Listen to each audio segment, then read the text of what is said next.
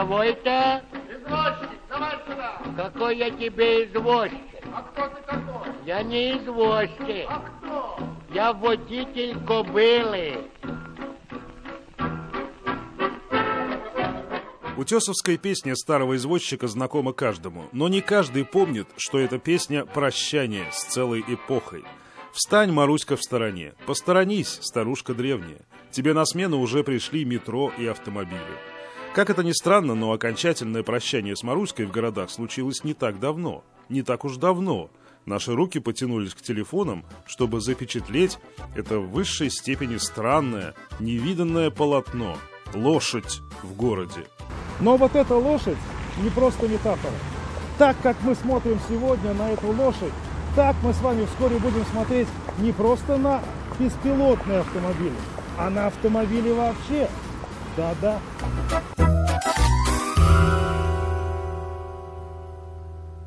Каковы у нас шансы, что она будет где-то действительно поблизости?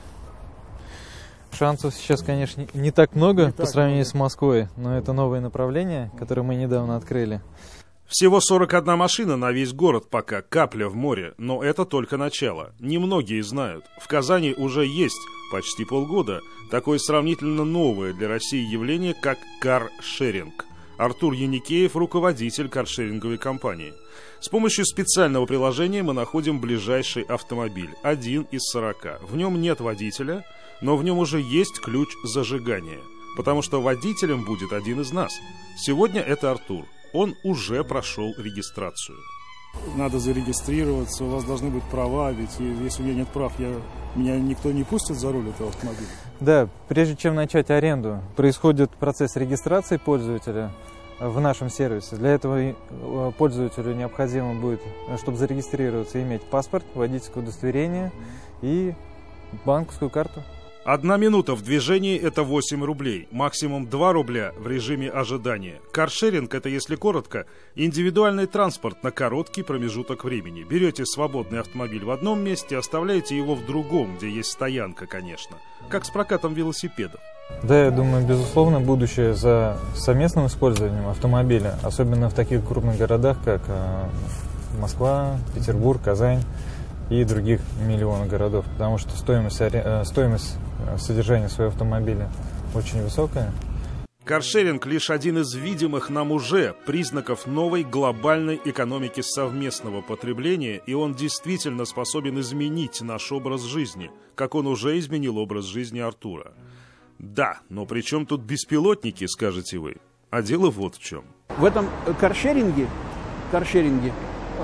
есть одна неприятность. Вот я нашел этот автомобиль, да, а он стоит вот где-то на Славянской площади, да, не идти 20 минут. Вот вторая кнопка, он ко мне приедет. У него есть опция селф-драйвера, да. Вот. Это не то, что будет вот этот робот меня возить по городу. Нет, он медленно, аккуратно ко мне приедет. Дальше я сам со всем буду отвечать, как обычный водитель, да. Это может появиться, грубо говоря, завтра.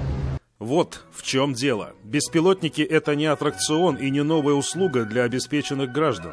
Если уже все готово технически, чтобы перевести все автомобили каршеринга на временный беспилотный режим, то что мешает со временем оборудовать этим режимом все такси города, например, как минимум? А уж затем то ли еще будет, ой-ой-ой, подумать страшно. Крылатые фразы буквально обретут крылья.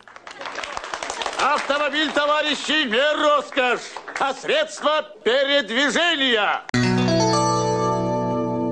Кому-то может показаться, что все, о чем мы сегодня с вами говорим, это дело какого-то совершенно отдаленного будущего, и до этого, может быть, когда-нибудь доживут наши дети.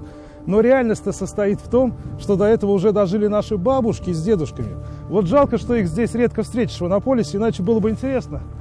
Как бы они посмотрели, отреагировали вот на это чудо техники. Это беспилотное такси, которое уже несколько месяцев ездит по улицам Иннополиса. Посмотрите, оно действительно беспилотное.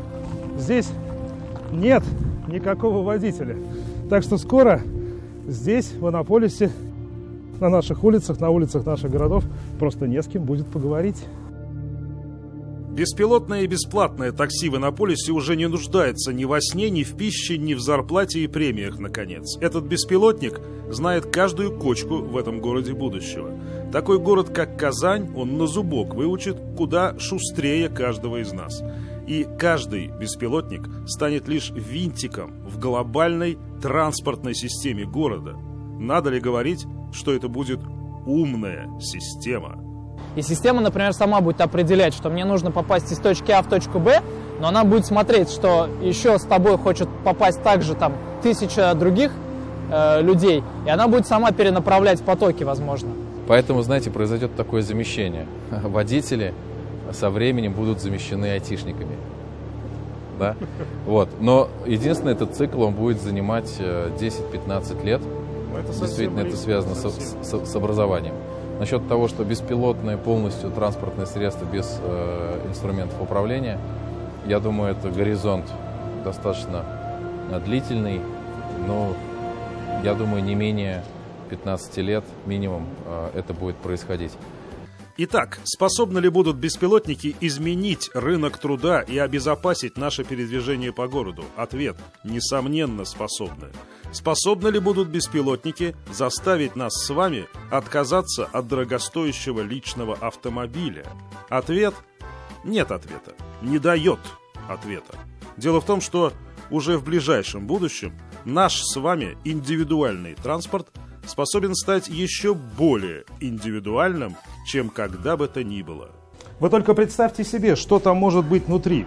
Если нам не нужен руль, не нужны педали, не нужна коробка передач, не нужна никакая приборная панель. У кого-то это, может быть, будет просто офис, у кого-то это будет домашний кинотеатр, а кто-то, может быть, просто поставит там себе кровать, которую тоже можно использовать в совершенно различных целях.